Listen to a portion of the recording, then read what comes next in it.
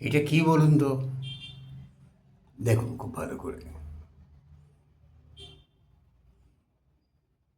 এটা একটা 1920 সালের ভারতীয় মুদ্রা, তামার তৈরি। এটার মূল্য আধ আনা, মানে 2 পয়সা। 4 পয়সায় 1 আনা ছিল তখনকার দিনে,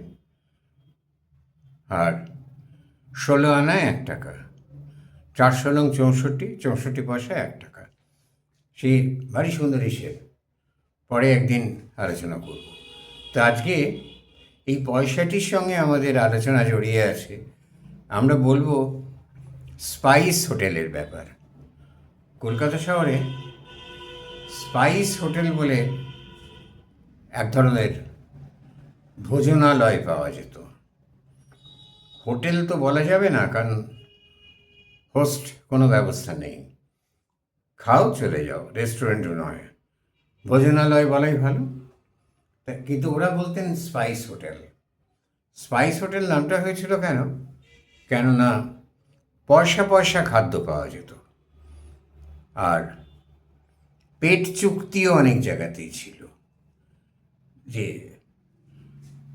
1 আনায় ভরপেট ভাত, ডাল, মাছ, তরকারি খাওয়া যাবে। আবার 1 পয়সার ভাত, 3 পয়সার 2 পয়সার মাছের ঝোল, 1 পয়সার ডাল, তরকারি, পাঁপড়, আর 1 পয়সার কোনো বিশেষ তরকারি বা চাটনি ভাবা যেতে পারে। 6 পয়সায় সম্পূর্ণ আহার, মিল, সম্পূর্ণ আহার। এই স্পাইস হোটেলগুলো দুপুরবেলা খুলতো, সন্ধ্যেবেলা, রাত্রের দিকে, বেশি রাত অবধি চলতো না। এই স্পাইস হোটেলের সঙ্গে মানে যে সমস্ত ছাত্রীরা তখনকার দিনে খুব একটা এইসব জায়গায় আসতো না। যে সমস্ত ছাত্ররা গ্রাম থেকে কলকাতার মেসে পড়তে আসতো, তারা অনেকেই থাকবার মেস ছিল। যেমন আমাদের আরজিকর রোডে পার্ক ইনস্টিটিউশন স্কুলের ওপাশে 2টি মেস ছিল, যেটা থাকবার মেস, খাওয়ার ব্যবস্থা ছিল না। সেরকম থাকবার মেস ছিল, আর সেই মেসের লোকেরা এইসব স্পাইস হোটেলগুলোতে খেত। আরজিকর রোডে, কলেজ স্ট্রিটে, ডেলহাউসির ওখানে, উত্তর কলকাতায় মেনলি বাগবাজারের মোড়ে বেশিরভাগ এই স্পাইস হোটেলগুলো ছিল। তো এখানে 6 পয়সায় পূর্ণাঙ্গ খাবার পাওয়া যেত। আবার 4 পয়সায় ভাত, ডাল, তরকারিও খাওয়া যাবে। কোনো কোনো সময় 4 পয়সায় 1 পিস মাছও পাওয়া যেত। এই যে স্পাইস হোটেলগুলো, এগুলোর সঙ্গে জড়িয়ে আছে কিন্তু অনেক স্বাধীনতা সংগ্রামের ইতিহাস। অনেক বড় বড় দেশ নেতা, সুভাষচন্দ্র তো আসতেনই, এছাড়া অনেক দেশ নেতা, বড় বড় মানুষ এই স্পাইস হোটেলে খেতে আসতেন। শুধু তাই না, এই স্পাইস হোটেলগুলোর মাধ্যমে বিপ্লবীরা খবর এক জায়গা থেকে আরেক জায়গায় পাঠাতো, মাত্র এইটুকু পয়সা দিয়ে, এইটুকু পয়সা। আর তখনকার দিনে অবশ্য একটা আদলা রোজগার করতেও এত সহজ ছিল না। তো সেই স্পাইস হোটেলে খবর রেখে যেত। সে খবর তারা আবার পরবর্তী যিনি আসতেন, তিনি কোনো কোড কিছু বলে সেই খবরটা তার কাছ থেকে নিয়ে যেতেন। মৌখিক সবটাই, কোন ডকুমেন্ট থাকবে না রিটেন। যেমন একটা কোড আমি আমার এক কাকার কাছে শুনেছিলাম। তিনি বিপ্লবী দলের ছিলেন বহুদিন।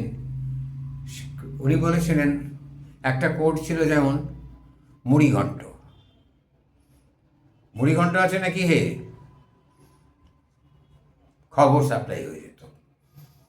এইরকমভাবে, হ্যাঁ, মুড়িঘণ্ট তখন পাওয়া যেত।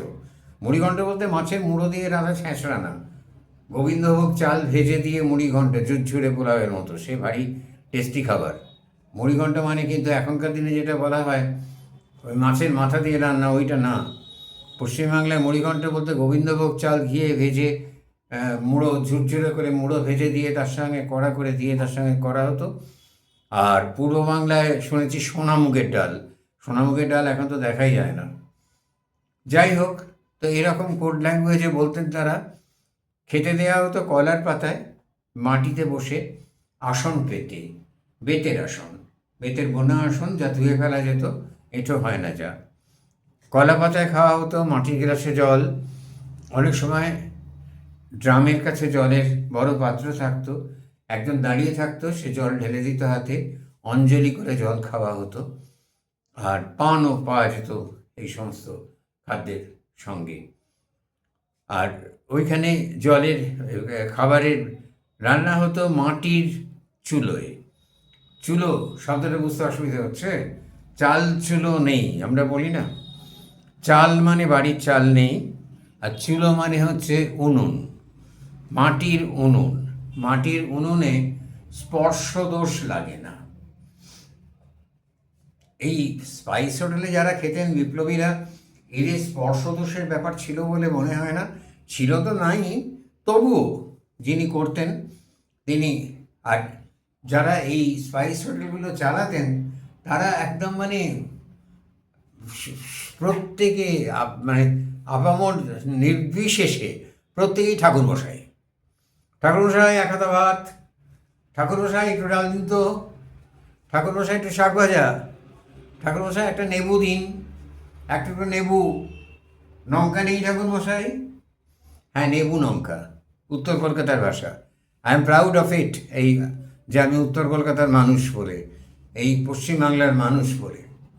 তো এই ভাষায় তারা কথা বলতেন। খাবার আসতো, সুভাষচন্দ্র কাঁটা চচ্চড়ি খেতে অত্যন্ত ভালোবাসতেন।